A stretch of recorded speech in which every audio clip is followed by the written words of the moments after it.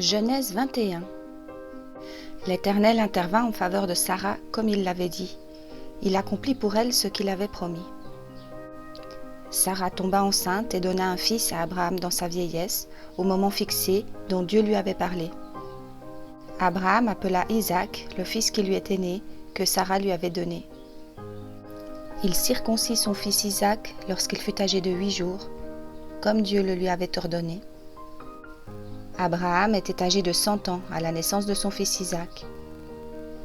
Sarah dit : « Dieu m'a donné un sujet de rire et tous ceux qui l'apprendront riront de moi. » Elle ajouta : « Qui aurait osé dire à Abraham : Sarah allaitera des enfants ? Pourtant, je lui ai donné un fils dans sa vieillesse. » L'enfant grandit et fut sevré. Abraham fit un festin le jour où Isaac fut sevré. Sarah vit rire le fils que l'Égyptienne Agar avait donné à Abraham. Alors elle dit à Abraham : « Chasse cet esclave et son fils, car le fils de cet esclave n'héritera pas avec mon fils, avec Isaac. » Cette parole déplut beaucoup à Abraham parce que c'était son fils. Cependant Dieu dit à Abraham : « Que cela ne te déplaise pas à cause de l'enfant et de ton esclave. Quoi que te dise Sarah, écoute-la, car c'est par Isaac qu'une descendance te sera assurée. Je ferai aussi une nation du fils de l'esclave, car il est ta descendance. » Abraham se leva de bon matin. Il prit du pain et une outre d'eau qu'il donna à Agar et plaça sur son épaule. Il lui remit aussi l'enfant et la renvoya. Elle s'en alla et se perdit dans le désert de Beer-Shéba. Quand l'eau de l'outre fut épuisée, elle laissa l'enfant sous un des arbrisseaux et alla s'asseoir vis-à-vis à la distance d'une portée d'arc, car elle se disait : « Je ne veux pas voir mourir mon enfant. » Elle s'assit donc vis-à-vis de lui et se mit à pleurer tout haut. Dieu entendit les cris de l'enfant. L'ange de Dieu appela Agar depuis le ciel et lui dit : « Qu'as-tu, Agar ? N'aie pas peur, car Dieu a entendu les cris de l'enfant là où il se trouve.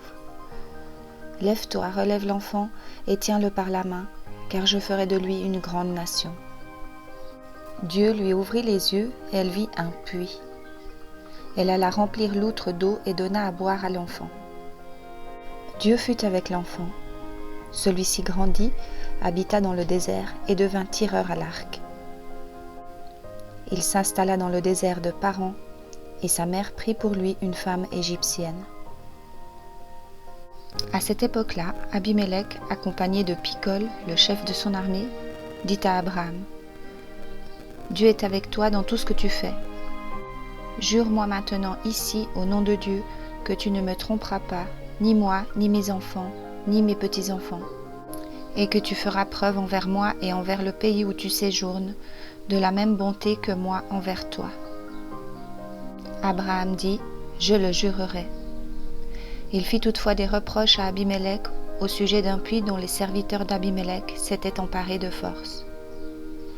Abimélec répondit : « J'ignore qui a fait cela. Tu ne m'en avais pas informé, et moi-même je n'en entends parler qu'aujourd'hui. » Abraham prit des brebis et des bœufs qu'il donna à Abimélec, et ils conclurent tous les deux une alliance.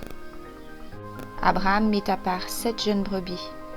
Abimélec dit à Abraham : « Qu'est-ce que c'est 7 jeunes brebis que tu as mis à part ? » Il répondit : « Tu accepteras ces 7 brebis de ma part, afin que cela me serve de témoignage que j'ai creusé ce puits. » C'est pourquoi on appelle cet endroit Beer-Shéba, parce que c'est là qu'ils prêtèrent tous les deux serment.